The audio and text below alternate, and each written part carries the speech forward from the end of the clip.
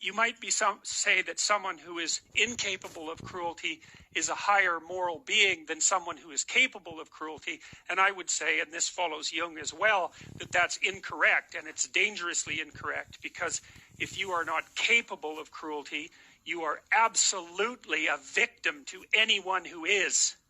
And so part of the reason that people go watch anti-heroes and villains is because there's a part of them crying out for the incorporation of the monster within them, which is what gives them strength of character and self-respect, because it's impossible to respect yourself until you grow teeth. And if you grow teeth, then you realize that you're somewhat dangerous, or maybe somewhat seriously dangerous, and then you might be more willing to demand that you treat yourself with respect and other people do the same thing.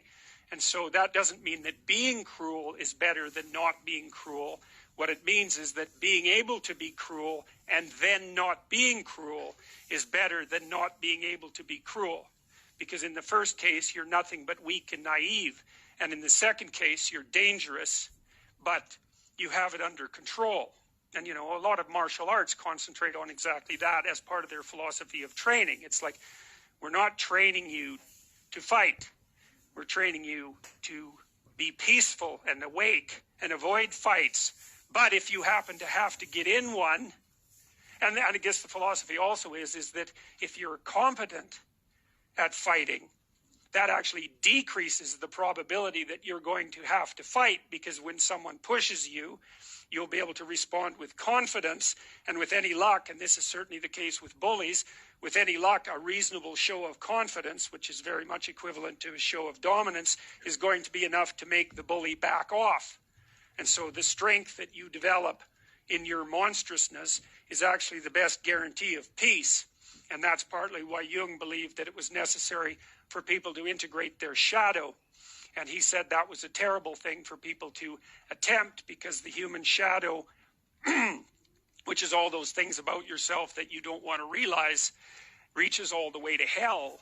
And what he meant by that was it's through an analysis of your own shadow that you can come to understand why other people are capable, and you as well, of the sorts of terrible atrocities that characterized, let's say, the 20th century. And without that understanding, there's no possibility of bringing it under control. When you study Nazi Germany, for example, or you study the Soviet Union, particularly under Stalin, and you're asking yourself, well, what are these perpetrators like? Forget about the victims. Let's talk about the perpetrators. The answer is they're just like you. And if you don't know that, that just means that you don't know anything about people, including yourself. And then it also means that you have to discover why they're just like you. And believe me, that's no picnic.